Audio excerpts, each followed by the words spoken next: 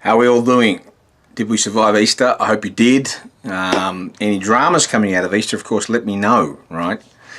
So, where are you at in terms of what's sitting in front of us, right? You've got things to do, yeah? So this is where you should be. I've marked nearly 2/3 of the personal learning statements, so you can go in to turn it in to get your feedback. Your feedback is an audio statement from me, right? So listen to what I'm saying, because what I'm saying isn't meant as a criticism of your work. It's an opportunity for you to take advice on board to improve the personal learning statement number 2, right? Very rarely would I ever have a student who nails number 1, number 2, and number 3. Typically there's a bit of a learning curve that happens on the way through here. So listen to what I'm getting. If you're expecting a mark here and you've got a mark there, don't just get grumpy, right? Ask yourself why. If you are grumpy, ask yourself why, right? Bring it in to the next personal learning statement, right? You can bring it all in. The next one's going to be on your thinking, your entrepreneurial thinking, right? And you've had a lot of opportunity to engage in entrepreneurial thinking. You've been thinking about yourself in the personal learning statement number 1, but you should have been well and truly entrenched in the activities of your group. So let's take a minute to think about that statement. If you're not involved in your group to the same extent of the other people in your group, is that because there was something happening that you've arranged, communicated with, negotiated with your group? I can do less before Easter, but I'll be doing more after Easter. Or is it just simply because you've gone walkabout? You've disappeared, right? So remember, you can be sacked at any time, right? If people just have enough the week before submission, they haven't seen you, you're not getting any marks, right? Now I know across 50 odd groups, I know I'm going to have a lot of students who are in that situation, right? So here's an amnesty period, right? Let's call it to the 12th of April, right? Let's just say over the next week, if you're in that situation where you haven't done what you said you'd do, you haven't done what would be expected of you, how about you contact your group? You can simply find your group on Blackboard and send them an email and say, hey guys, I'm putting my hands up here. I know I haven't been as productive as I should be. I want to put extra effort in. Not I just want to come back and touch base with the group. I want to make up for what I haven't put in, all right? Show the rest of the group that you're serious about making this contribution equal, right? My general rule of thumb when we get to the end of this particular semester is I'm going to ask all of you about your willingness to contribute. You all can't contribute the same, but that doesn't mean you can't all get 100% of the mark given to you. What that means is that you were all willing to do the work, all right? Someone may have done more in making the video, or someone may have done something else over here. As long as you're always willing to be a part of that process, then that's fine.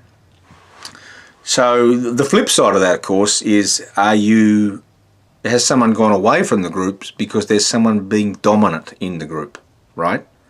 Now we're going to do a lot more work around this in workshop number 2, right? But it's important that you keep talking about the dynamics in your group. Don't turn a blind eye. Don't say, oh, I've been here before. This is where someone takes control and just does what they want to do. And everyone loses interest, or everyone just sort of hopes that it all works out for the best because they're so keen on getting such a high mark that they'll get everyone over the line. Don't be in that space. You'll get much, much more out of this by actually pulling all of your collectivity together. Make sure that when you're doing this process, just like the personal learning statement, that you understand what is being assessed, okay? I always get students saying, but we worked so hard on this.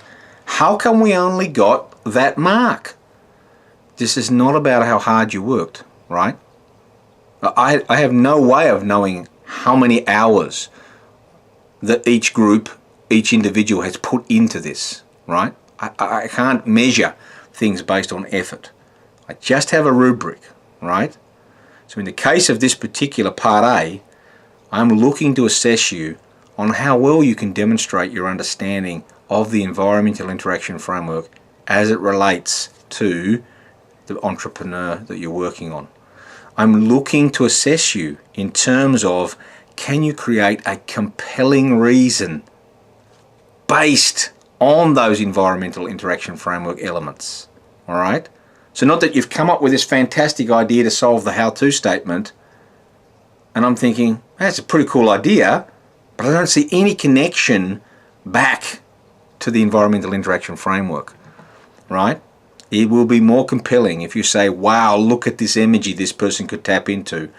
And all they would really need to do is increase their social capital here, or overcome this legitimacy issue here, or whatever it may be, right?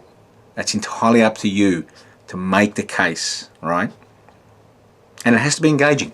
I'm going to assess you on how engaging it is.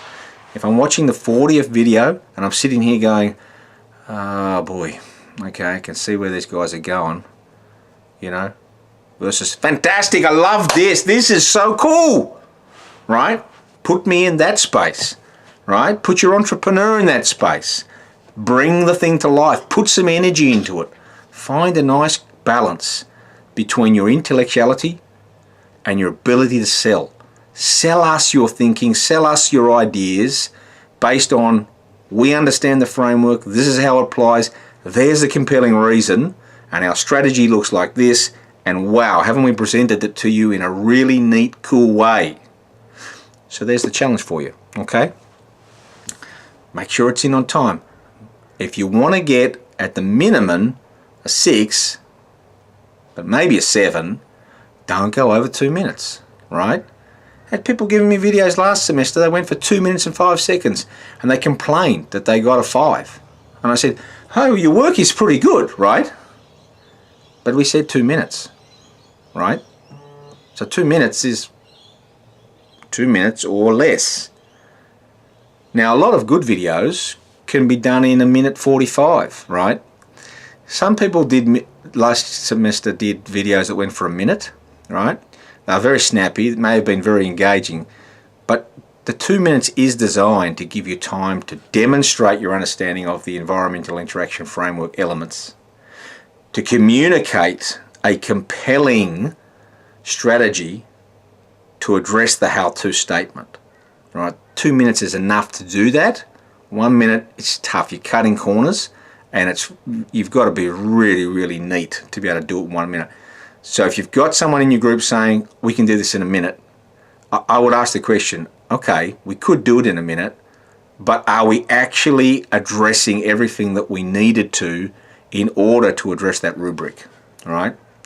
But don't go over 2 minutes, right? That's just laziness. It's like, oh, we've put all this video to stuff together. Oh, I can't make any sense of editing it down. Just chuck 2 minutes 30 and it'll be all right. Well, it'll be all right, but it won't be a 6 or a 7, all right? Because the rubric is very, very clear on that, okay? What else have we got going on? I think by now some of you will have sort of started to think outside of the classroom setting and outside of the group setting about yourself in an entrepreneurial capacity, right? As the cook, as the sportsman, as the whatever, right? Keep doing that. Keep thinking to yourself, right? Some of you are walking down the street and you're starting to see energy and you're thinking to yourself, if they did this, they could take advantage of that thing that's in the news today or whatever it may be, right? That's pretty cool too, because when you get to personal learning statement number 2 and I'm asking you about your thinking, I'm not just asking you about what did you do in your group, right? I'm asking you about your ability to think in a way where you see opportunities, those invisible cows, right?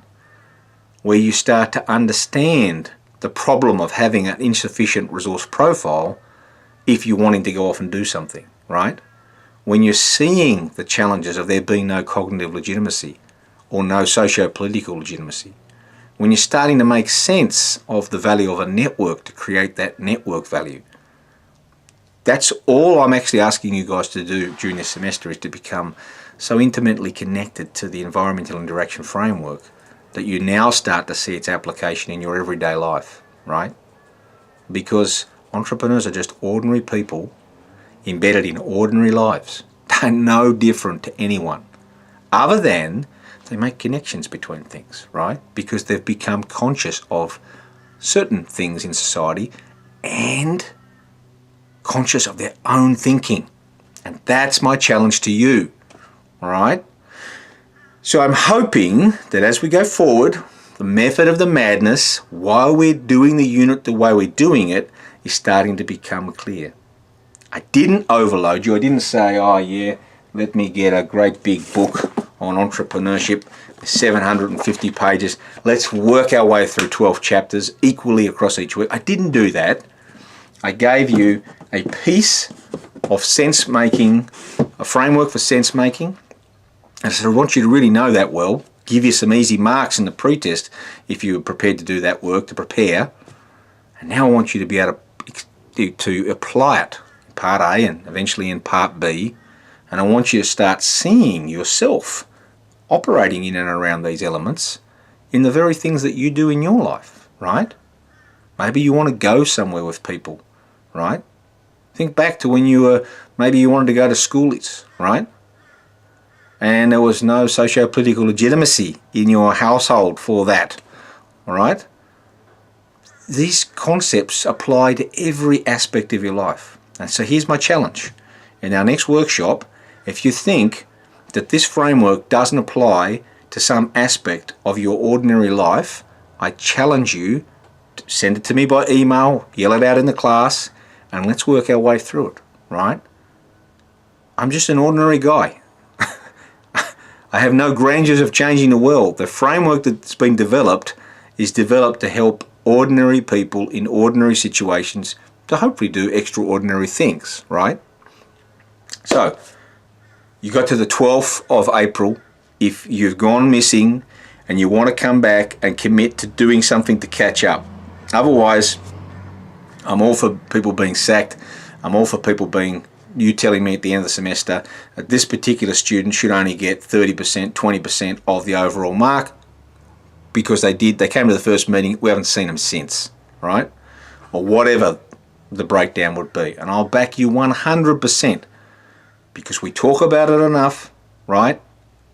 And if you're in that situation and the reason you haven't turned up at the group is because something's happened in your life, come talk to me, right? Find someone in the class to tell you that I'm a really unreasonable person, that I don't take on board what's happening in individual people's lives. If you want to come and tell me rubbish, just come and tell me rubbish, that's fine. We can work our way through that. But if you're honest with me, I'll be honest with you, and we'll work our way through this process, okay? So good luck. I can't wait to see your videos. I'm nearly through. I'm hoping just to find extra time here over the weekend to crack my way through doing your personal reflections, but they should be very early next week. They'll be all done. Overall, I'm very happy with where you've landed, and I can see the obvious areas for improvement, and we'll talk about that obviously in the next workshop. And I'll have a little video which will encapsulate all the areas for improvement. Other than that, carry on, enjoy the group work. If you're not enjoying it, ask yourself, what can we do to make this group work enjoyable, all right? And even though I hadn't thought about it, you know, if you want to keep the group going for part B, fantastic, right? That'll be really easy. But if you're in a situation where you want to get out of that group and you want to come into another group, well, then we can do that too, all right? So put your best foot forward and let's see what you've got. Cheerio.